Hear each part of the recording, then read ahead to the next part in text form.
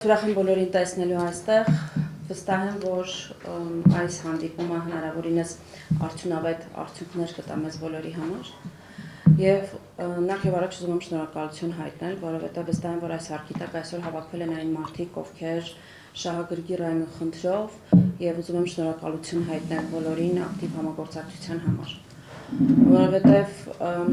հիբրիդային պատերազմների դեմ պայքարում պետությունը, այս դեպքում կառավարությունը միայնակ չի կարող գործել եւ իհարկե այդ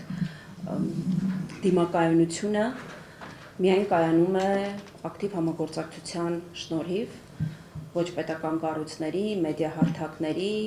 անկախ հետաքննողների կողմից, ինչը մենք տեսել ենք նախորդող ժամանակահատվածում։ Դրա համար եւս մեկ անգամ շնորհակալություն եմ հայտնում եւ նաեւ մեր պատրաստակամությունն ու հանձնառությունն եմ ուզում ընդգծել, որ ցանկացած հարցում եւ ցանկացած ձևաչափով պատրաստ ենք շարունակական համագործակցության, պարզ մեկ նպատակով, որ հանրային տիրույթում այն ապատեղեկատվական արշավները, որոնք որ կան եւ որոնք ահագնանում են, ինչպես ցույց են տալիս մեր ուսումնասիրությունները, միայն հնարավոր կլինի կանխել ձեր ակտիվ ներգրավման շնորհիվ։ Ինչ ենք մենք ուսումնասիրել, ինչ գործողություններ ենք արել եւ ինչպիսի արդյունքներ են գրանցել մինչ այժմ։ Վստահաբար կարող եմ ներկայացնել, որ խոսելով հիբրիդային սպառնալիքների մասին ու մասնավորապես ապատեղեկատվական արտաքին միջամտության մանիպուլյացիաների մասին, պետք է արձանագրենք, որ այս երևույթը մեզ համար նոր չէ, առերեսվել ենք դեռևս 21 թվականին, բայց ինչպես ամբողջ աշխարհում, այդպես էլ Հայաստանի Հանրապետությունում նախընտրական գործընթացների համատեքստում այս արշավները ուժգնանում են եւ դեռևս մեր ուսումնասիրությունները ցույց են տվել, որ եթե նախորդող 11 ամիսների ընթացքում մեր դիտարկումները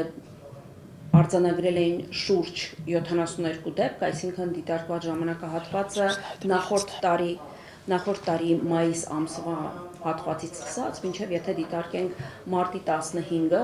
ֆիքսել ենք 72 դեպք։ Մարտի 15-ից ապրիլի 15-ի ժամանակահատվածում այդ դեպքերը ավելացել են 42-ով։ Այսինքն եթե 11 ամսվա ընթացքում 72 էր, իսկ 1 ամսվա ընթացքում 42, սա ցույց է տալիս, որ մեկ օրվա կտրվածքով մենք ունենում ենք 2, 3 կամ ավել թվով ապատեղեկատվական արշավներ, ինչը նաև փաստում է, որ արդեն նախընտրական բում փուլում այս ինտենսիվությունը շարունակվելու է։ Ես նաև ուզում եմ խոսել որոշակիորեն մեթոդաբանության մասին, եթե նախկինում տարածվող ապատեղեկատվությունը բուն ստեղծված էր ինչ-որ կեղծ լուրի եւ կեղծ թեզի մանիպուլատիվ տարածման շնորհիվ եւ որոշակի ամպլիֆայինգի արդյունքում, ապա մենք հիմա տեսնում ենք, որ տարածվող մանիպուլատիվ լուրերը իրենց հիմքում ունեն իրականության հետ որոշակի աղերս ունեցող փաստեր, այսինքն վերցնում են փաստ կամ իրողություն, դրա հետ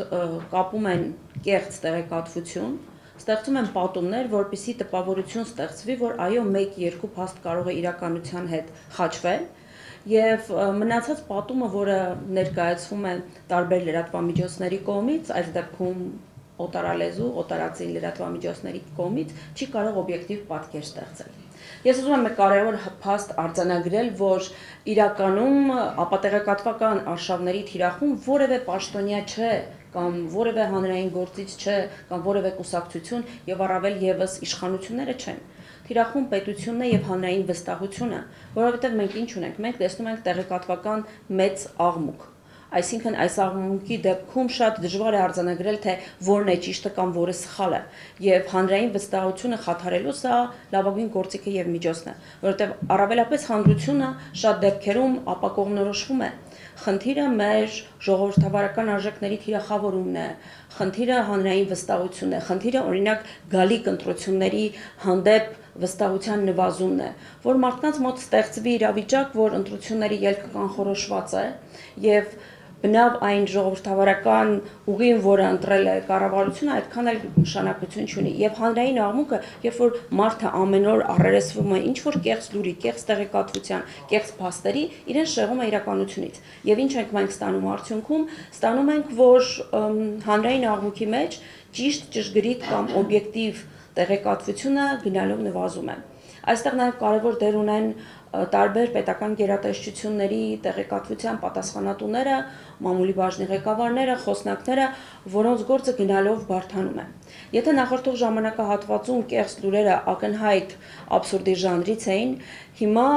նարատիվները, ինչպես նշեցի, որոշակիորեն իրական փաստերի վրա են հենվում եւ շատ ակտիվ օգտագործվում է արհեստական բանականությունը։ Սա է պատճառը, որ մենք կանխատեսում ենք եւ առավել եւս կանխորոշում ենք, որ առաջիկա ժամանակահատվածում արհեստական բանականության միջոցով ստեղծված որոշակի փաստաթղթերի այսպես կոչված շակերտավոր արտահոս կլինեն նաև որոշակի գործողություններ, որոնք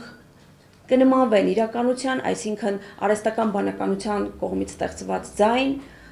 վիդեոկոնտենտ, որը շատ նման կլինի իրական պատկերների։ Նաև դրան էր ուղղված, ինչպես գիտեք, վերջերս ազգային ժողովում օրենսդրական որոշակի փոփոխությունները, որոնք մատնշում են պահանջելու նախընտրական շրջանում արհեստական բանականության կողմից գեներացված նյութերի, որը նաև որոշակի տարբերակման հնարավորություն կտա։ Լինեմ անկեղծ եւ ասեմ, որ տարբեր երկրների փորձը այս դեպքում մեզ օգնել է եւ մենք կարողացել ենք որոշակի կանխարգելող միջոցներ ստեղծել, որը լիահույս ենք, որ կօգնի։